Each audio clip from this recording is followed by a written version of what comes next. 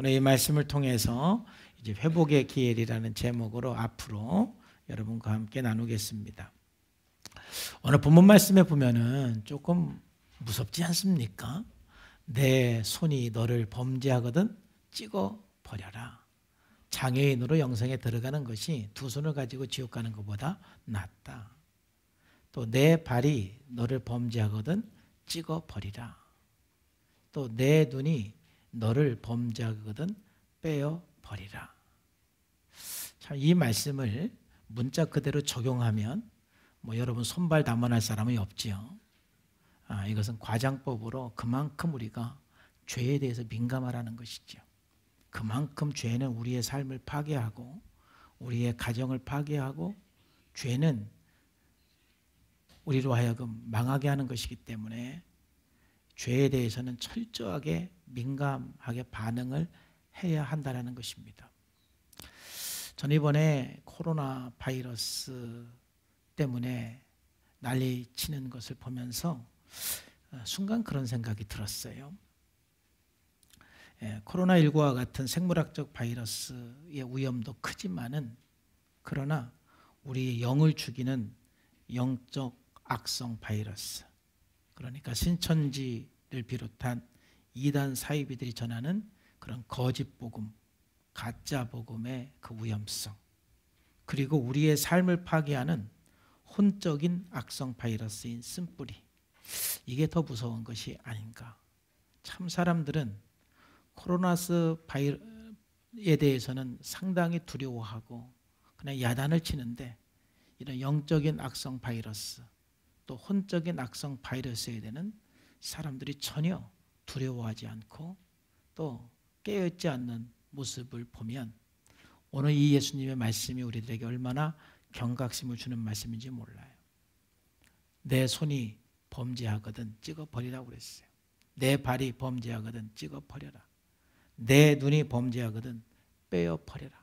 그만큼 우리에게 영적으로 혼적으로 죽이는 이 악성 바이러스, 이 죄의 문제는 심각하다는 것이죠. 정말 우리 온 국민들이 코로나를 무서워하는 것처럼 우리 성도들은 영혼을 죽이는 그러한 악성 바이러스에 대해 더 두려워하고 깨어있기를 주님의 이름으로 축복합니다. 이게 바로 교인들의 태도가 되어야 되지 않을까 그렇습니다. 그렇기 때문에 예수님께서 교회를 세운 목적이 하나님의 영상을 회복하는 것입니다. 즉 예수님의 제자가 되는 것이 교회를 세운 목적인 것입니다. 우리 성산교회는 죄에 대해서 민감하게 생각하면서 날마다 하나님의 영상 회복을 향해서 예수님의 제자가 되는 삶을 향해서 한 걸음 한 걸음 나아가는 건강한 교회가 되어야 할 줄로 믿습니다. 오히려 코로나 바이러스에 대해서는 담대하게 우리가 주의하고 예방하지만은 두려워하지 않는 마음으로 대응을 하되 우리는 오히려 죄에 대해서 더 두려워하고 반응을 하는 성도가 되어야 합니다. 저는 몇 주 전부터 우리 교회에서 이 회복에 대한 말씀을 다시 한번 교육하고 설교를 해야 되겠다 이런 생각을 했습니다. 언제부터 할까 이렇게 이제 생각을 하다가 마가복음 오늘 9장 43절부터 50절까지 쭉 묵상을 하면서 하나님께서 오늘부터 하라는 그런 감동을 주어서 앞으로 약 10주 동안에 걸쳐서 회복의 길에 대해서, 회복의 원리에 대해서 여러분과 함께 나누려고 그럽니다. 이미 여러분들이 알고 있는 내용도 있지만 다시 한번 여러분들이 생각하고 또 깨달으면서 이 10주 동안에 여러분의 내면의 문제를 해결해 가고 또 훈수빌지를 쓰는 것에 좀 숙달해 가면서 죄에 대해서 민감하게 반응해서 하나님의 영상을 회복하는 귀한 기회가 되기를 예수님의 이름으로 축복합니다. 우리가 이 변화를 위해서는 크게 두 기둥이 있어야 됩니다. 첫 번째의 기둥은 죄를 발견하고 죽이는 기둥입니다. 철저하게 죄가 무엇인지를 알고 그 죄를 죽이는, 이것이 우리 변화를 위해서 너무너무 중요합니다. 두 번째 기둥은 새 사람을 입고 새 생활을 하는 것입니다. 늘 말씀의 조명을 따라서 예수 그리스도의 옷을 입고 하나님의 말씀을 따라서 새로운 삶을 사는 이 삶, 이 두 기둥이 굉장히 중요한 것입니다. 그동안에 제가 목회자로서 한국교회에서 사역을 하면서 한계를 느꼈던 것 중에 하나는 1980년대부터 한국교회가 제자훈련의 붐이 일어나면서 새 사람을 입고 새 생활을 하는 부분에 대한 훈련, 제자훈련은 굉장히 많이 했습니다. 그런데 죄를 발견하고 죄를 죽이는 이 부분에 대해서는 뭐 한국교회뿐만이 아니라 지금까지 기독교 역사 속에서 그 부분이 조금 약했던 것을 보게 됩니다. 그렇기 때문에 신앙생활을 오래 하지만 사람들이 이 변화의 한계를 많이 느끼게 되었던 것이죠. 그래서 제가 사역하면서 발견한 것은 이 두 가지가 균형 있게 나가야만 우리의 문제가 해결이 되고 또 거룩해지고 하나님의 형상을 회복할 수 있다는 것입니다. 그래서 먼저 몇 주간에 걸쳐서 죄를 발견하고 죽이는 부분에 대해서 여러분과 함께 나누는데 그 첫 번째 원리로서 오늘 1원리입니다. 다 같이 시작. 나는 날마다 정직하게 나의 죄와 약점을 살핀다. 여러분 변화를 위해서 이게 첫걸음이고 너무 중요한 것입니다. 이 1원리는 자신의 행동을 점검하고 자신을 더 깊이 성찰하는 것입니다. 우리 그리스도인들은 자기 내면을 성찰하는 이 부분을 정말 민감하게 정직하게 해야 되는 것입니다. 자기를 성찰한다는 것은 무엇이냐면은 본인의 삶을 움직이는 내적 체계를 자각하는 것을 의미하는 것입니다. 우리가 변화를 위해서 날마다 정직하고 또 진지하게 자신의 죄와 약점을 살피는 것은 아무리 강조해도 우리 그리스도인들에게 지나치지 않습니다. 여러분들이 병원에 가면 치료하기 위해서 뭐부터 합니까? 진단부터 하죠. 진단을 해야 그래서 그 그 병이 무엇인지 정확하게 알아야 약도 처방할 수가 있고 때에 따라서는 수술도 할 수가 있는 것입니다. 여러분 어떤 기업이 효과적인 운영을 위해서 컨설팅을 한다면 당연히 제일 먼저 해야 되는 것은 진단인 것입니다. 진단을 통해서 이 기업의 장점은 뭐고 단점은 뭐고 고쳐야 될 점은 뭔가를 분명히 알아야 해결책을 간구하고 이제 효과적으로 운영해 나갈 수가 있습니다. 그런 것처럼 우리 한 사람이 변화하기 위해서는 먼저 자신의 삶의 문제가 무엇인지 내면의 문제가 무엇인지를 정확하게 진단을 해서 자각하는 것이 중요합니다. 많은 사람들이 그렇게 말합니다. 사람은 안 변해. 사람은 변하지 않아. 어떤 면에서는 사람이 안 변하는 것이 맞습니다. 그런데 왜 사람이 안 변한다고 말하냐면은 참 사람들은 자기 내면의 문제를 자각하는 것을 싫어합니다. 잘 하지 않습니다. 자기 성찰에 대해서 사람들은 굉장히 게으릅니다. 그래서 안 변하는 것이지 사람이 철저하게 정직하게 자기 내면을 살펴보고 자각을 하면은 안 변할 사람은 한 사람도 없습니다. 제가 성산교회에서 사역을 하고 많은 사람들을 도우면서 느끼는 것은 자기 문제를 자각하고 깨달으면 그 사람은 변한다는 것입니다. 철저하게 우리 내면의 문제를 자각하는 것, 변화를 위한 중요한 출발점이고 이것 없이는 우리는 변화될 수가 없습니다. 성경에서도 그러므로 우리 안에 거하는 죄를 자각하라는 것을 매우 강조하고 있습니다. 모든 그리스도인은 그 안에 내주하는 죄가 있다라는 것입니다. 물론 모든 사람이 죄인이지만은 그러나 특별히 나를 괴롭히는 그 죄들이 있습니다. 로마서 7장 15절에서 17절까지 보면은 사도 바울은 이렇게 고백을 합니다. 내가 행하는 것을 내가 알지 못하노니 곧 내가 원하는 것을 행하지 아니하고 도리어 미워하는 것을 행한다. 내가 원하는 바가 있는데 나는 선을 행하고자 나는 하나님의 뜻대로 살고 싶은데 내가 원하는 대로 사라지지 않고 오히려 내가 싫어하는 것, 내가 미워하는 것, 내가 원치 않는 삶을 나도 모르게 살고 있다는 것을 사도 바울은 고백을 하는 것입니다. 그런데 17절에 이렇게 말합니다. 이제는 그것을 행하는 자가 내가 아니요 내 속에 거하는 죄다. 내 속에 어떤 죄가 거해서 그 죄가 나로 하여금 내가 원하지 않는 삶을 살게 한다라는 것이지요. 로마서 7장, 즉 로마서 6장과 7장과 8장은 믿음으로 구원받은 사람이 어떻게 예수님을 닮아가는 성화에 관한 문제입니다. 우리 그리스도인들이 변화가 되고 성화되기 위해서는 철저하게 나를 괴롭히는 내 안에 있는 그 죄를 발견해야 하는 것입니다. 자기 내면의 문제를 자각하지 않고 우리는 온전히 주님을 따를 수가 없습니다. 마태복음 13장에서도 씨 뿌리는 비유가 나오는데 거기에 길가와 같은 밭, 또 돌짝 같은 밭, 가시의 밭, 그다음 옥토가 나옵니다. 그런데 그 가시밭이나 돌짝밭에는 아무리 씨를 뿌려도 열매를 맺을 수가 없습니다.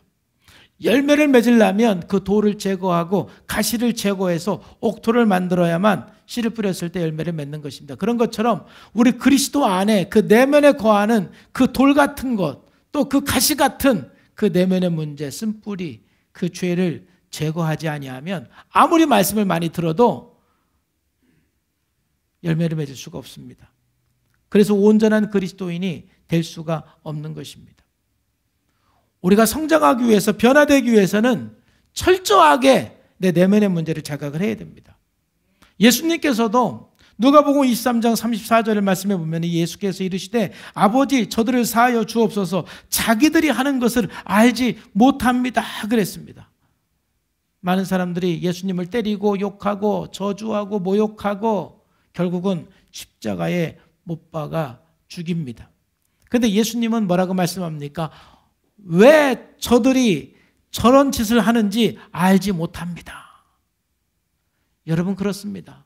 내가 내 내면의 문제를 알지 못하면 우리는 예수님을 모욕하고 십자가에 못 박아 죽인 사람처럼 똑같이 그런 행동을 할 수가 있는 것입니다. 사람들이 왜 변화가 되지 않고 회복하지 않느냐면 자기 내면의 문제를 자각하지 않기 때문에, 알지 못하기 때문에. 우리는 적어도 내가 왜 이렇게 살아가는지 자각하고 아는 것이 참 중요합니다. 그래서 자기 문제를 자각하면 그 문제로부터 해방될 수가 있고 그 문제를 가지고 예수님 앞에 나갈 수가 있는 것입니다.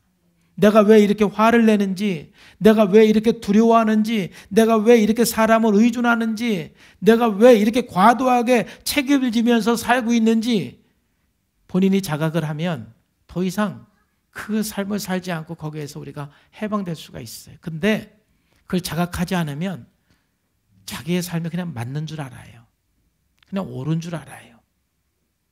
그렇기 때문에 이 사람들이 예수님을 십자가에 못 박은 것처럼 내가 나를 모르면 내가 어떤 악을 행해도 다 합리화하고 일반화하고 다른 사람 탓하고 자기는 문제가 없다고 생각하는 거예요. 예수님을 죽이면서까지 말이죠. 살인하면서까지 말이죠. 그래서 사람들은 다 억울하다고 말하는 것이죠. 여러분 이사야서 58장에서도 우리들에게 의미 있는 말씀을 하고 있습니다. 목소리를 크게 내어 힘껏 외쳐라. 주저하지 말아라. 너희 목소리를 나팔소리처럼 높여서 나의 백성에게 그들의 허물을 알리고 야곱의 집에 그들의 죄를 알려라. 여기 정관사 그들의 허물, 그들의 죄, 이게 굉장히 중요합니다. 이게 우리가 주의 깊게 봐야 되는 말씀인 것입니다. 모든 사람들은 공통적인 죄가 있습니다. 그렇지만 바로 그들의 죄, 그들의 허물이 있는 거예요. 그래서 성경에서도 죄를 회개하라고 할 때는 그냥 죄라고 말하지 않고 이스라엘의 죄는 이것이다, 암몬의 죄는 이것이다, 모압의 죄는 이것이다, 바벨론의 죄는 이것이다, 애굽의 죄는 이것이다, 에돔의 죄는 이것이다. 즉 구체적으로 그 나라가 망하는 죄가 무엇인지 언급을 하고 회개를 하라고 말하는 것입니다. 여러분 우리가 다 죄인이지만 여러분 각자 우리로 하여금 하나님을 떠나게 하고 하나님 앞에 나가지 못하게 하는 그 죄, 나의 죄, 나의 내면의 문제가 있어요. 이것을 해결하지 않으면 우리가 하나님 앞에 나갈 수가 없는 것이죠. 성장할 수가 없어요. 많은 그리스도인들이 회개하라고 그러면 특히 오래 신앙생활한 사람들은 별로 회개할 것이 생각이 안 납니다. 왜냐하면 실질적으로 일주일 동안 살면서 내가 정말 가슴을 치면서 눈물을 흘리면서 그렇게 잘못했다고 회개할 내용이 많지 않습니다. 오래 예수 믿은 사람들은 웬만한 문제 없이 그냥 깨끗하게 살고 있습니다. 그러다 보니까 더 이상 변화가 일어나지 않습니다. 밖으로 드러난 문제가 아니라 내 내면의 문제를 발견하면은 발견한 만큼 우리가 회개하고 변화가 될 수가 있습니다. 그래서 죄와 은혜는요, 발견한 만큼 아는 거예요. 은혜도 하나님의 은혜는 우리가 다 똑같이 받았지만 어떤 사람은 그 은혜가 너무 커서 눈물을 흘리는 사람이 있고 어떤 사람은 내가 하나님께 무슨 은혜를 받았나 그렇게 의심하는 사람이 있어요. 그럼 그 사람이 하나님의 은혜와 사랑을 덜 받아서 그런 것이 아니라 깨달지 못해서 그런 거예요.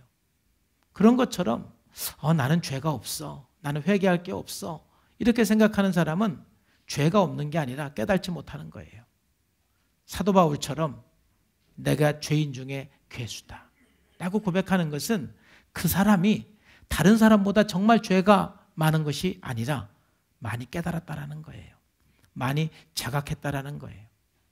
내가 많이 자각하고 깨달은 만큼 나는 주님 앞에서 주님, 내가 죄인 중에 괴수입니다. 이런 고백을 할 수가 있고 그 문제를 가지고 십자가 앞에 나갈 때 우리는 모든 내면의 문제, 죄의 문제로부터 자유하게 되고 깨끗하게 되고 정결하게 될 줄로 믿습니다. 그래야만 우리가 더 이상 속지 않는 삶을 살 수가 있습니다. 우리가 가인을 보면은 우리가 잘 알 수가 있습니다. 가인은 몹시 화가 나서 막 얼굴색이 변했습니다. 하나님께서 가인에게 말합니다. 어찌하여 내가 화를 내냐? 얼굴색이 변하는 까닭이 무엇이냐? 내가 올바른 일을 하였다라면 어찌하여 얼굴을 펴지 못하느냐? 그러나 내가 올바르지 못한 일을 하였으니 죄가 너의 문에 도사리고 있다. 그리고 그 죄가 너를 지배하고 있다. 하나님 말씀하셨어요. 가인을 지배하는 그 죄가 있어요. 제가 볼 때는 가인 안에 어떤 분노가 있는 것 같아요. 가인 안에 비교의식이 있는 것 같아요. 가인의 내면 안에는 뭔가 이 거역이 있는 것 같아요. 하나님께서는 지금 가인에게 그것을 볼 수 있도록 네가 왜 화를 내냐? 지금 네 앞에 죄가 있고 너는 그 죄의 지배를 당하고 있다. 그것을 인식하고 자각하라는 거예요. 아마 가인이 그것을 자각을 했으면 최초의 살인자는 되지 않았을 거예요. 근데 결국은 그걸 자각하지 못하니까 8절에 보니까 가인이 아우 아벨에게 말하였다. 우리 들로 나가자. 그들이 들에 있을 때에 가인이 그 아우 아벨을 쳐 죽였다. 여러분, 자기를 살피지 않으면 모든 문제를 다른 사람의 탓으로 돌리게 돼 있습니다. 여러분, 나는 아무 문제가 없고 여러분 아내가 문제지요. 할렐루야. 또 여러분 아내들은 나는 아무 문제가 없고 여러분 남편이 문제지요. 뭐 정치인들은 그렇게 말할 수가 있어요. 정치인들은 자기들은 문제가 없대. 다 상대방이 문제라고 그러죠. 그러나 정말 우리나라가 성숙한 나라가 되려면 그래 갖고 안 됩니다. 우리 그리스도인들은 무엇보다도 내 문제를 자각하지 않으면 모든 문제의 탓을 상대방에 돌려서 계속해서 상대방을 미워하고 결국 상대방을 죽이게 되는 것입니다.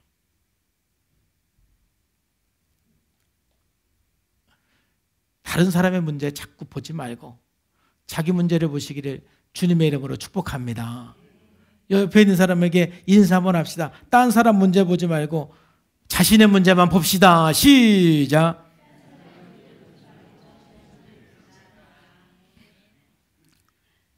아벨은 말도 안 되게 자신이 문제인데 아벨에게 문제가 가인인데 제가 아벨이라고 그러죠. 가인은 정말 말도 안 되게 자신에게 문제가 있는데 자신의 문제는 보지 않으니까 아벨에게 문제가 있다고 생각해서 결국 자기 동생 아벨을 죽이게 되는 거예요. 이게 인간의 비극인 거예요. 자기를 보지 못하는 거. 여러분 다윗과 사울도 마찬가지예요. 다윗이 사울보다 죄가 적은 건 아니에요. 근데 다윗의 집은 점점 강성해지고 사울의 집은 점점 쇠약해졌어요. 근데 왜 다윗의 집은 점점 강해지고 사울의 집은 점점 쇠약해졌느냐? 바로 차이는 그겁니다. 다윗은 죄를 자각하고 회개했지만 사울은 끝까지 변명하는 것이죠. 사무엘하 12장에 보면은 다윗이 간음죄에 살인죄, 살인죄를 엄청난 죄를 졌어요. 근데 그 부분에 대해서 나단 선지자가 직면시키니까 시편 51편에 보면은 다윗은 눈물을 흘리면서 자기의 죄를 자각하고 회개하고 하나님 앞에 나갑니다. 여러분, 그런데 사무엘상 15장에 보면은 사무엘이 사울의 죄를 자각시키는데 제가 그냥 개인적으로 보면은 사울의 죄는 다윗의 죄에 비하면 아무것도 아니에요. 말씀드린 것처럼 다윗은 살인죄에다가 간음죄에다가 정말 우리가 말할 수 없는 그런 죄를 졌어요. 근데 사울은 그냥 좀 불순종한 거예요. 짐승을 좀 살려둔 거예요. 어찌 보면은 별거 아닐 수가 있어요. 그렇지만 하나님 말씀에 불순종한 사울에 대해서 사무엘이 책망을 했을 때에 끝까지 사울은 변명을 합니다. 인정하지 않습니다. 자기의 문제를 자각하지 않습니다. 결국 자기 문제를 자각하지 않으면 점점점 쇠약해지고 결국은 그 죄가 더 커지게 되는 것입니다. 그 문제가 더 커지게 되는 것입니다. 그래서 철저하게 내 문제를 자각하는 것이 얼마나 중요한지 몰라요. 여러분, 예수님께서도 바리새인들에게 아주 강력하게 말씀하신 것이 바로 그것입니다. 여러분, 바리새인들 겉으로 보면 굉장히 거룩하게 살았습니다. 근데 절대로 자기 내면의 문제는 보지 않는 사람들이었어요. 마태복음 23장에 보면은 화 있을진저 외식하는 서기관들과 바리새인들이요, 잔과 대접의 겉은 깨끗하지만은 그 안에는 탐욕과 방탕으로 가득한, 겉은 깨끗한데 안은 너무너무 더럽다라는 것입니다. 26절에서도 눈먼 바리새인들이요, 너는 먼저 안을 깨끗이 하라. 그래야만 겉도 깨끗하다. 겉으로는 구제하고 겉으로는 11조하고 겉으로는 안식일을 지키고 뭐 겉으로는 굉장히 깨끗한 삶을 살지만은 그 내면은 추하기가 끝이 없다라는 것입니다. 그래서 27절 말씀에서도 화 있을진저 외식하는 서기관들과 바리새인들이여 회칠한 무덤 같으니 겉으로는 아름답게 보이나 그 안에는 죽은 사람들의 뼈와 모든 더러운 것들로 가득하다, 이 말이지. 예수님은 그들의 내면을 보는 거예요. 겉으로 깨끗하고 겉으로 더럽고 이것보다는 그들의 내면의 문제를 보는데 바리새인들은 자신의 내면의 문제를 보지 않습니다. 예수님께서 보다 못해서 회칠한 무덤 같다고 말합니다. 28절에 또 뭐라고 말씀합니까? 이와 같이 너희도 겉으로는 사람에게 옳게 보이되 안으로는 외식과 불법이 가득하다. 결국 바리새인들이 하나님 앞에 나가고 거룩해지려면 자기 내면을 살피고 자기 내면을 문제를 자각을 해야 돼요. 우리가 참된 그리스도인이 되려면 내가 누구보다 깨끗한 삶을 살고 누구보다 내가 올바른 삶을 살았다, 이게 중요한 것이 아니라 항상 철저하게 내 내면의 문제를 살펴서 그 자각된 것을 가지고 하나님 앞에 나가는 것이 필요한 것입니다. 저도 상대적으로 보면 여러분들에게 저도 상대적으로 보면 저도 깨끗한 사람이에요, 저도 의로운 사람이에요 라고 말할 수 있을 수도 있어요. 다른 사람과 비교해서 보면은 이만하면 괜찮아요. 할렐루야. 또 그렇게 아멘을 크게 고마워요.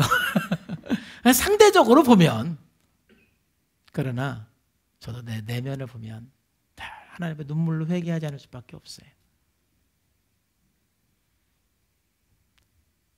자기 내면을 볼 수 있는, 자기를 철저하게 정직하게 살펴서 자각을 해야 우리가 참된 그리스도인이 될 수가 있고 정말 주님께서 원하는 거룩한 삶으로 나갈 수가 있는 거예요.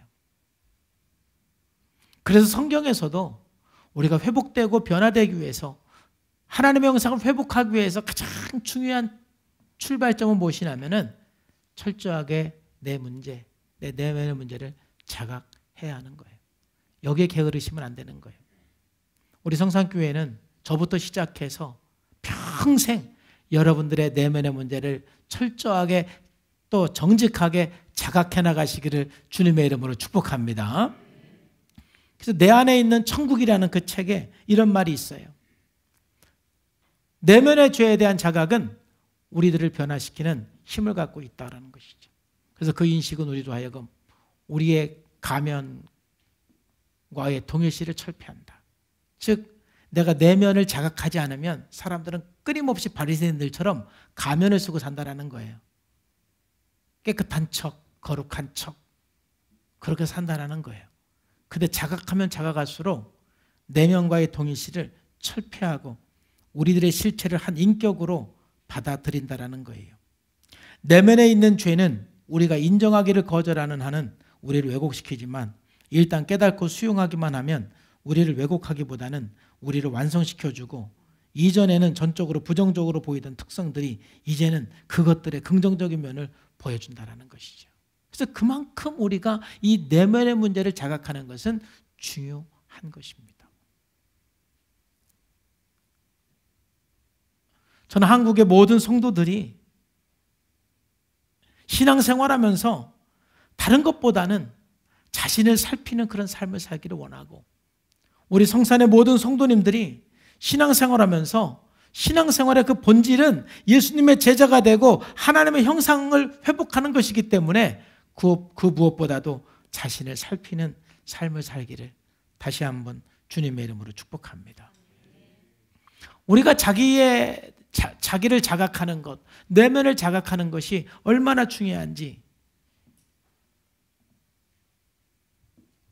사람의 변화를 위해서 헌신했던 수많은 사람들이 공통적으로 하는 말이 자각하는 것이 치료의 힘이고 자각하는 것이 변화의 힘이다라고 주장하고 있어요. 성경에서도 우리 내면을 자각하라고 강조하지만 많은 사람들의 변화를 위해서 전문적으로 일했던 수많은 사람들이 변화를 위해서 자각은 필수적이다 라고 강조하고 있어요. 굉장히 많은 사람들이 이것을 주장을 했지만은 오늘 그 중에서는 한 사람만 여러분들에게 소개를 하고자 합니다. 사티어라는 사람이 있어요. 이 사람은요, 변화는 자각으로부터 시작한다고 강조를 하죠. 자각을 해야 변화할 수 있다는 거예요. 자각하지 않으면 변할 수가 없는 거예요. 자각의 영역은 현재 정서에 영향을 미치는 내적 체계를 말하는 거예요. 여러분의 삶에 영향을 미치는 수많은 것들이 있어요. 근데 정말 우리가 여러 상황에 대해서 내가 어떠한 영향 또 반응을 하는지 거기 여러분의 문제를 자각할 수가 있는 것입니다. 가장 건강한 사람은 날마다 하나님의 사랑에 반응해서 사는 것입니다. 할렐루야. 저는 가끔 사람들하고 감정 그래프를 그릴 때가 있어요. 여러분도 한번 그려보세요. 재미있어요. 한 2시간이나 4시간 간격으로 감정 그래프를 하루를 그려보세요. 그래서 이제 제가 이제 그 상담할 때 가끔 물어봐요. 아침에 일어날 때 가장 기분이 좋은 게 플러스 10이고 가장 기분이 나쁜 게 마이너스 10이다. 그럼 아침 눈 떴을 때 감정이 뭐냐? 마이너스 4요. 왜 눈 뜰 때부터 마이너스 4요? 일어나기 싫어요. 일하러 가고 싶지 않아요. 오늘 하루 살려고 그러니까 너무 마음이 답답해지기 시작해요. 벌써 마이너스 4에서 시작하는 거예요, 감정을. 그래서 이제 그럼 일어나서 아침 먹고 뭐 세수하고 뭐 출근 준비하고 그럴 때 감정은 몇이야? 마이너스 6이요. 더 떨어져. 그렇게 한번 이렇게 보면은 한 서너 시간 간격으로 자기 감정 그래프를 그려보면은 아주 재미있는 그래프가 나와요. 거기서 굉장히 많은 것들을 좀 발견할 수가 있어요. 여러 가지 상황들에 대해서 내가 지금 어떻게 반응을 하고 있는가. 긍정적으로 반응을 하고 또는 믿음으로 반응을 하고 하나님의 은혜 안에 반응을 하는지 아니면 염려하고 불안해하고 걱정하고 두려워하고 그렇게 반응을 하는지, 그렇게 반응을 하는 데에는 여러분들의 내면에 뭔가 그렇게 반응하게 하는 그러한 생각들, 그러한 이유들이 있을 수가 있다라는 거예요. 끊임없이 우리들은 이러한 내면의 문제를 자각을 함으로써 우리는 자유할 수가 있고 변화해 나갈 수가 있는 것이죠. 그래서 이 사티어라는 사람은요, 정말 이 자기를 자각을 할 때 일치할 수가 있다는 거예요. 첫 번째 줄만 한번 읽어봅시다. 시작. 우리는 자기 자각을 통해 일치성으로 나가게 됩니다. 여러분, 일치해야 돼요.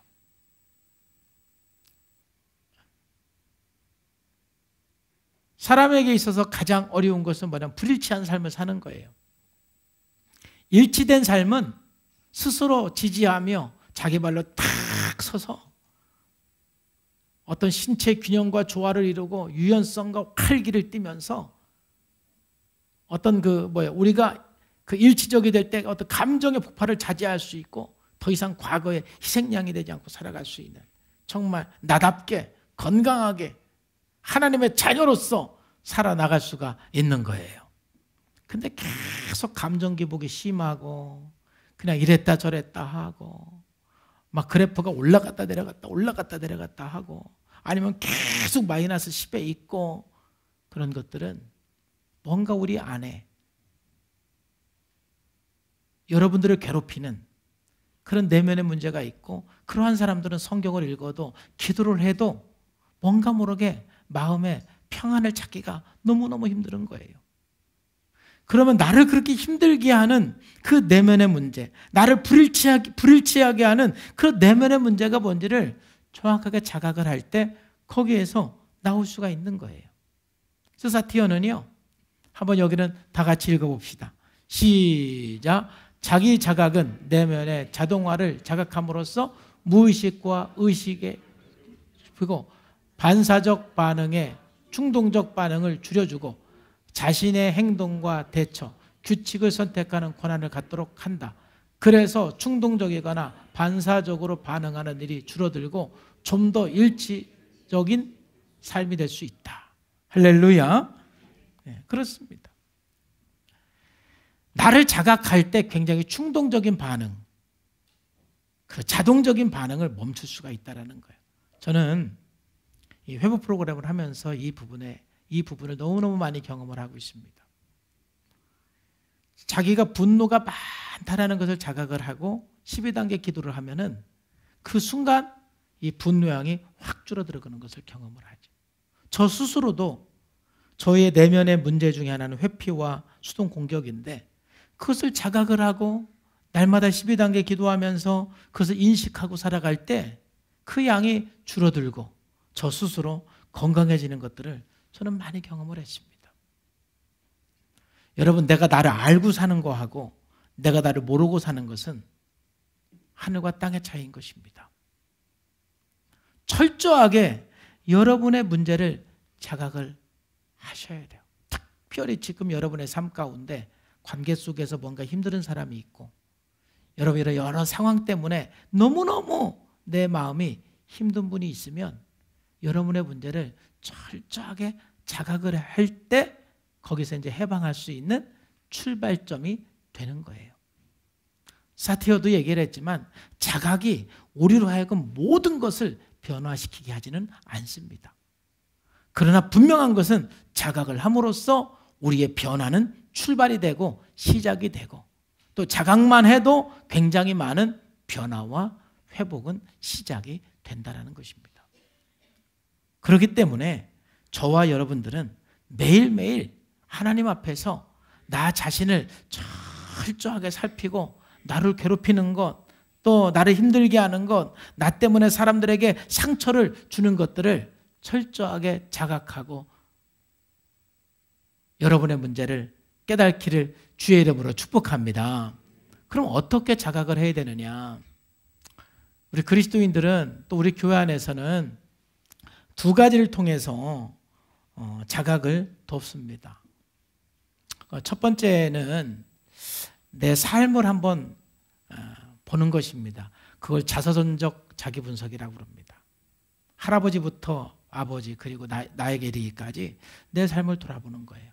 그래서 여러분들이 우리 교회는 지금 거의 한 80% 이상이 이걸 했기 때문에 무슨 말인지 압니다. 그런데 안 하신 분들도 여러분의 내면의 문제를 자각하기 위해서는 첫 번째는 여러분의 가정의 패턴을 한번 가만히 한번 보세요. 그러면 나름대로 대화의 패턴, 관계의 패턴, 문제 해결의 패턴, 이런 패턴들이 있어요. 근데 그 패턴에는 강점도 있고 약점도 있어요. 좋은 점은 여러분들이 좋아해요. 근데 우리 가정에 이렇게 우리 할아버지도 그랬고 우리 아버지도 그랬고 나까지도 그렇고 그런 삶의 패턴을 이래 보면서 그게 뭔가 관계라든지 여러 가지 좀 치명적인 문제가 되는 것은 그 여러분들의 내면의 문제로 그게 이제 내면화된 거예요. 그것을 여러분들이 정리하셔야 돼요. 또 영적인 패턴도 있어요. 파산. 할아버지도 이렇게 파산했는데 우리 아버지도 그랬네. 근데 나도 그러네. 또 뭐 단명. 뭐 이렇게 뭔가 이런 영적인 패턴들이 있어요. 근데 그런 영적인 패턴들은요. 예수님의 이름으로 기도하면 우리는 완전히 그 패턴을 끊어낼 수가 있습니다. 그래서 우리가 축복의 시작이 되는 거예요. 그런 영적인 패턴을 모르면은요. 희한해요. 교회를 나와도요. 그런 영적인 패턴을 모르고 살면은 그냥 나도 모르게 계속 그 패턴 속에 있는 것들을 보고 깜짝 놀라게 되죠. 근데 알면 기도할 수가 있어요. 예수님의 이름으로 기도하면은 모든 것을 우리는 차단하고 새로운 축복의 시작이 여러분으로부터 가능하게 되는 것이죠. 그래서 우리는 진지하게 나를 알기 위해서 좀 나를 알아야 되거든요. 내 강점도 알고 내 약점도 알아야 되는데 나를 알기 위해서는 이런 3대를 통해서 내려오는 그런 가정의 패턴을 이렇게 한번 살펴보는 것은 매우 중요한 거예요. 그러니까 다시 한번 이 설교를 들으면서 여러분 그 자기 분석을 하신 분들은 다시 한번 여러분들의 그 분석자를 쭉 읽으면서 그런 패턴들을 다시 한번 쭉 한번 좀 보시기를 바라요. 그래서 거기서 여러분들의 강점과 약점을 다시 한번 살펴보고 정리하는 게 매우 중요해요. 또 두 번째는 여러분들의 발달 과정이 굉장히 중요한 거예요. 자, 발달 과정 속에서 여러분들이 이제 주의 있게 살펴봐야 될 것은 무엇이냐면 각 나이마다 발달 과업이 있어요. 근데 그래서 제가 미해결 과제라고 썼잖아요. 그 미해결 과제는 뭐냐면은 여러분 3살에 뭔가 충분한 사랑을 받으면서 발달해야 될 그 과업이 있는데 그때 발달이 안 되면 평생 그 부분에서는 3살로 살아가요. 거기에 발달이 멈춘단 말이에요. 또 여러분 청소년기에 발달될 과업이 있는데 그때 여러분들이 그것을 발달하지 못하고 미해결 과제로 남아있으면 여러분 거기에 멈춰가지고 나이는 50인데 꼭 청소년들처럼 살아가요. 그래서 여러분 보면은 여러분 아내가 어떤 때는 아기 같을 때 있지 않아요? 또 여러분 남편이 어떤 때는 아기 같을 때 있지 않아요? 그게 분명히 뭔가 미해결 과제가 있는 지점이 될 수가 있어요. 근데 그 아기 같은 것이 지금 현재 관계에 아무 문제가 없다든지 여러분 살아가는데 아무 문제가 없으면 괜찮아요.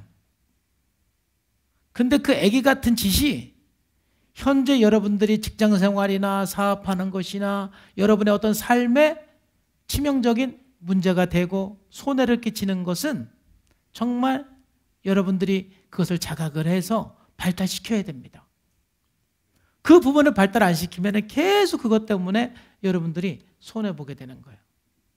그래서 한 가지만 말씀드리면은 이것은 여러분들이 알 수 없지, 이렇게 이제 한번 이렇게 부모님에게 알아보면 알지만 예를 들면 내가 태어나서 한 3살까지 엄마가 너무 아파갖고 맨날 병원 다니고 그래서 우리 엄마가 나에게 줘야 될 사랑을 안 주고 반응을 안 해주고 그러면은요 평생 그 사람은 어떤 대상을 만날 때보다 그 전능적 사랑을 요구하고 막 뭐라 그럴까, 말도 안 되는 비현실적인 사랑을 계속해서 요구를 해요.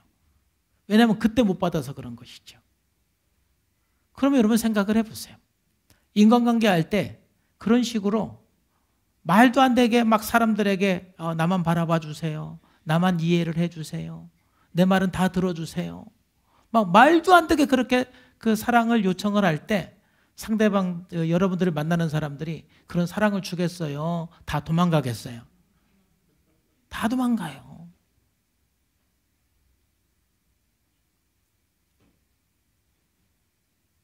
그래서 철저하게 여러분들이 정직하게 여러분 자신을 살펴보면서 내가 발달되지 못한 부분이 어디 있는가, 미해결 과제가 뭐가 있는가, 그들을 살펴봐야 되고요. 여러분 V스팟, 이게 굉장히 중요한 겁니다. V스팟은 여러분들이 뭐냐면 뚜껑이 열리는 지점. 언제 뚜껑이 열리나 잘 보세요. 언제. 다른 사람은 그냥 지나갈 수 있는데 나는 그냥 못 지나가. 그러니까 모든 사람이 뚜껑이 열리는 거는 여러분 문제가 아니에요. 근데 다른 사람들은 그냥 지나가는데 나는 그게 그냥 못 지나가. 나는. 그게 여러분들의 V스팟이에요. 어떤 사람일 수도 있고 어떤 환경일 수도 있고, 그런 그 V스팟에서 여러분의 내면의 문제를 살펴보셔야 돼요. 어떤 사람은 옆에서 조금만 큰 소리 나도 막 벌벌벌 떨어요. 왜냐하면 어렸을 때부터 엄마 아빠가 너무 싸워가지고 거기에 트라우마가 있어서 큰 소리만 나도 그냥 막 가슴이 쪼그라드는 것 같고 두려움이 생겨요. 그게 그 사람의 V스팟이에요. 그러면 그 환경 속에서 그 안에 불안이라는, 두려움이라는 내면의 문제가 형성이 되어 있잖아요. 그런 그 V스팟을 통해서 내 내면의 문제를 자꾸 살펴보셔야 돼요. 그럴 때 거기에서 우리가 해방될 수가 있어요. 그런 것들을 우리가 쭉 한번 보면서 여러분들의 강점 그리고 여러분의 약점들을 목록을 정리하는 것이 매우 중요합니다. 자, 두 번째는 우리가 우리 자신을 살피는 중요한 방법은 성령을 통해서요. 성령은 우리의 깊은 것까지도 깨닫게 해주는 분이 성령님이세요. 먼저 시편 139편 23, 24절을 먼저 한번 다 같이 읽어봅시다. 시작. 하나님이여 나를 살피사 내 마음을 아시며 나를 시험하사 내 뜻을 아옵소서. 내게 무슨 악한 행위가 있나 보시고 나를 영원한 길로 인도하소서. 내게 무슨 악한 행위가 있나 나를 계속 시험하사 내 뜻을 알게 하옵소서. 고백하잖아요. 우리는 성령님으로부터 많은 음성을 들어야 되지만 그 중에 하나가 성령님께서는 우리의 죄를 깨닫게 하고 우리의 죄를 알게 하는 것이 성령의 역사예요. 그래서 우리가 성령을 통해서 끊임없이 여러분의 내면의 문제를 자각을 해야 되는데, 그 자각하는 방법은 뭘까요? 성령님은 첫 번째는 말씀을 통해서 말씀하세요. 그래서 제가 우리 교회에서 감사한 것은 무엇이냐면은 우리 성도님들이 설교를 들으면서 자기 문제를 굉장히 많이 자각을 해요. 그래서 제가 목장 보고서를 보면은 그 설교를 듣고 우리 모든 성도님들이 자기 문제가 뭐였는지 자각을 하고, 그래서 회개하고, 그래서 하나님 앞에 기도하고, 이런 내용들이 굉장히 많아요. 그런 거 볼 때마다 제가 너무 감사해요. 근데 여기서 중요한 한 가지를 제가 말씀드리려고 그래요. 뭐냐면 여러분들이 말씀을 통해서 뭔가 자각이 됐을 때는 뭔가 특별하게 자각이 된 게, 여러분 이제 제 설교를 들으면서 특별히 자각이 되는 게 있잖아요. 뭔가 그 매주 자각이 되는데 좀 특별히 강하게 자각이 된 거. 그 다음에 여러분 성경을 읽으면서 특별히 여러분 마음에 자각이 된 게 있어요. 그것은 반드시 어떤 한 종이에 정리를 하셔야 돼요. 그래서 그 정리된 것을 좀 여러분들이 이렇게 분류를 해서 좀 함축적으로 몇 가지로 좀 나누셔야 돼요. 그래야 여러분들이 변화가 됩니다. 이게 무슨 말이냐면은 제가 대학교 2학년 때 잠언 묵상을 하면서 완전히 변했거든요. 근데 잠언 묵상을 하면서 변화가 된 이유가 뭐냐면은요, 잠언을 약 3달 동안 묵상을 했는데, 잠언은요 1장부터 마지막까지 묵상을 하면 저에게 죄를 자각하게 하는, 제 삶의 문제를 자각하게 하는 것이 거의 비슷해요. 매일 다르지가 않다 이 말이에요. 어제 나를 자각하게 했던 말씀은 오늘 또 자각하게 하고, 오늘 자각하게 했던 말씀을 내일 또 자각하게 하고, 내일 자각하게 한 말씀을 또 모레 똑같은 내용을 계속해서 한 달 이상 자각을 하니까 성령 안에서 내 문제가 자각이 됐고, 자각된 것뿐만 아니라 완전히 변화가 되어버렸어요. 이게 무슨 말이냐면, 여러분들이 매주 은혜를 받고 매주 자각을 하는데 그게 정리가 안 되면 매주 자각이 되는 거예요. 매주 다르죠. 오늘 자각한 내용, 다음 주 자각할 내용, 또 그 다음 주. 매주 여러분들이 자각한 내용이 다르면 변화에 초점이 없기 때문에 그 주는 자각을 하고 회개를 했는데 그냥 그 주간으로 끝이 나버려요. 그러니까 변화의 연속성이 없어요. 여러분들이 변화의 연속성을 가지려면 설교를 듣고 말씀을 읽으면서 묵상을 하면서 좀 특별하게 자각한 내용을 어떤 기록해두는 한 메모지가 필요해요. 그래서 그게 한 메모지에 이렇게 기록이 되면 그것을 몇 가지로 분류해 보면은 여러분들이 어떤 성경을 읽고 어떤 설교 들어도 그 이미 분류된 자각한 내용으로 연결시켜서 여러분들이 자각이 돼요. 그래서 공부 잘하는 사람들은 머릿속에 방이 몇 개 있어요. 그래서 어떤 걸 읽어도 방의 주제가 있잖아요. 그 주제하고 어떤 걸 읽어도 딱딱딱딱 연결시켜서 이게 딱 되니까 굉장히 지식이 많이 쌓이고 논리력이 있어요. 그런 것처럼 여러분들이 그런 이 성경을 읽으면서 설교를 들으면서 자각한 내용을 몇 가지를 함축해서 딱 방이 내면의 문제를 딱 방이 있으면은 성경 어디를 읽고 어떤 설교를 들어도 그 방과 따다다닥 연결돼 갖고 끊임없이 여러분들이 그 문제를 갖고 십자가에 나가고 여러분들의 변화의 초점이 분명해지는 거예요. 깨달아지면 아멘 합시다. 그럼 반드시 여러분들이 그냥 제가 이렇게 보면은 매주 우리 교인들이 얼마나 많이 자각하는지 몰라요. 정말 많이 자각해요. 근데 그게 정리가 안 되니까 연속성이 없는 거예요. 연속성이.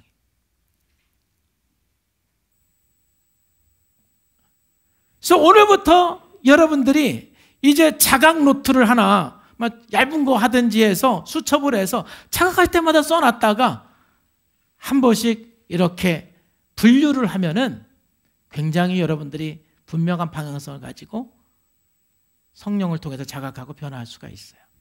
또 두 번째는 성령님께서 끊임없이 우리를 자각하게 하는 것이 사람을 통해서예요. 성령님은 사람을 통해서 말씀하세요. 각 사람들마다 맹점이 있는데 나는 모르지만 다른 사람들이 내 문제를 아는 것들이 굉장히 많아요. 그러한 사람들을 통해서 내 문제를 자각하게 하는 거예요. 저는 군대에 있을 때 어쩌다가 나도 모르게 이렇게 욕을 한번 했어요. 욕을. 제가 군종이었잖아요. 군종이 욕하면 안 되잖아. 나도 모르게 어쩌다 모르게 막 욕이 나왔어요. 또 군이니까 욕할 수도 있는 거죠. 아무리 군종이어도 군인인데. 그러니까 옆에 있는 동기가 야, 군종이 욕해도 돼? 너도 욕하냐? 딱 하는데요. 그게 하나님의 말씀으로 확 들리는 거예요.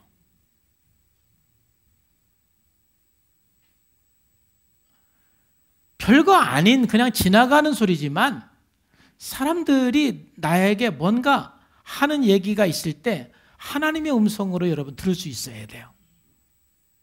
그 속에서 좀 나를 좀 발견하셔야 돼요. 누가 내 문제를 말해줄 수도 있고 직접적으로 말 안 해도 우회적으로 말할 수가 있는데 거기서 여러분들이 성령의 음성을 들으셔야 돼요. 특별히 사람들이 여러분에 대해 뭔가 얘기를 할 때는 그 사람이 고민을 많이 하고 얘기했어요. 그러니까 좀 귀담아 들을 필요가 있어요.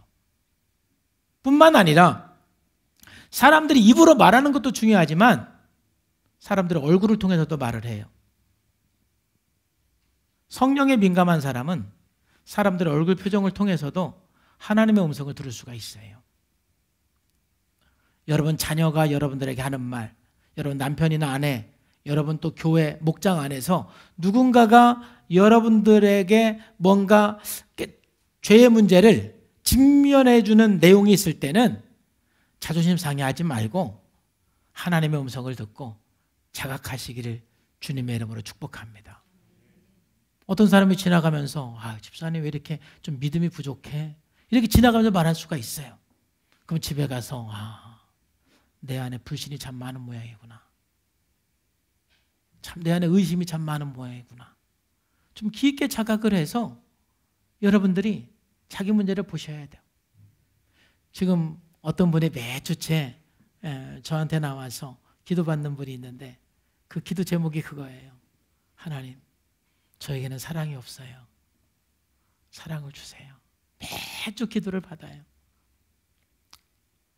아마 남편을 사랑하는 게 너무 힘든가 봐요. 남편을 사랑하기는 사랑해야 되겠는데 그 안에 자기가 사랑이 없다라는 게, 사랑이 없어서 사랑보다는 자꾸 자기도 모르게 비난을 하고 평가를 하고 막 그런 삶이 나타나는 것 같아요. 이건 제 생각이에요. 그러니까 하나님 앞에 끊임없이 씨름을 하는 거예요. 씨름을. 정말 내가 사랑이 없구나. 내가 너무 이기적이구나. 내가 너무 자기 중심적이구나. 내 안에 분노가 너무 많구나. 정말 그래서 사랑이 없구나. 이것을 인정을 하고 자기 문제를 자각하고 그렇게 나갈 때 여러분, 우리는 변화가 되고 회복이 되는 거예요. 성령님께서는 지금도 끊임없이 사람을 통해서 여러분의 문제를 말해주세요. 마지막으로 여러분들이 환경을 통해서, 이 성령님께서는 끊임없이 우리들에게 환경을 통해서 말씀하시잖아요. 특별히 고난은 성령께서 우리들에게 말씀하시는 큰 도구예요. 평상시에 하나님의 음성을 듣지 못한 사람이라도 고난당할 때 하나님의 음성을 듣게 돼요. 여러분들이 뭔가 고난이 있을 때 그 문제가 해결되도록 기도도 해야 되지만 그 속에서 하나님께서 나에게 말씀하시는 것이 뭔가, 나에게 가르치기를 원하는 것이 무엇인가, 성령의 음성을 듣기를 주의 이름으로 축복합니다. 그러면 그 속에서 내 내면의 문제를 자각할 수가 있어요. 우리는 끊임없이 이러한 그 과정을 통해서 자신의 내면의 문제를 살피는 것이 중요한 것입니다. 여러분, 이 내면의 문제를 살피는 것은 한 1년 전에 2년 전에 했다고 여러분 끝난 게 아닙니다. 여러분들이 지금 하나님의 사랑을 다 알지 못하는 것처럼 여러분의 내면의 문제도 여러분들은 아직 다 알지 못하는 거예요. 끊임없이 이러한 방법들을 통해서 내 내면의 문제가 뭐가 있는지를 끊임없이 살피고 자각할 때 우리는 더 예수님의 모습을 닮아가는 하나님의 자녀가 될 수가 있습니다. 우리는 죄에 대해서 민감해야 됩니다. 손이 범죄하면 찍어버려라. 발이 범죄하면 찍어버려라. 눈이 범죄하면 빼어버려라. 그만큼 우리는 죄에 대해서 민감하게 자각을 해야 하는 것입니다. 우리 성산의 모든 성도님들, 이번 한 주간 숙제입니다. 여러분의 쓴뿌리 목록, 죄의 목록을 다시 한번 여러분들이 정리하고 여러분들이 이렇게 한번 목록을 써보니, 이건 샘플입니다.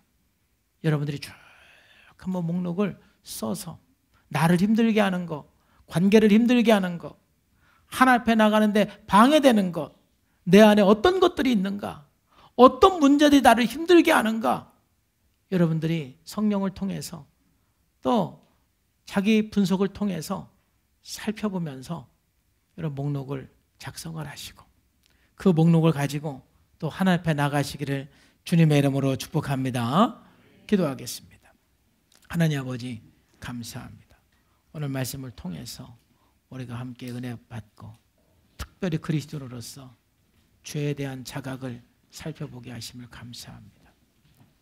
하나님, 우리가 그리스도인으로서 항상 나의 삶의 문제를 살펴보고 자각하는 삶이 되게 하여 주시고 죄를 발견하고 십자가 앞에 나가는 삶이 되게 하여 주옵소서.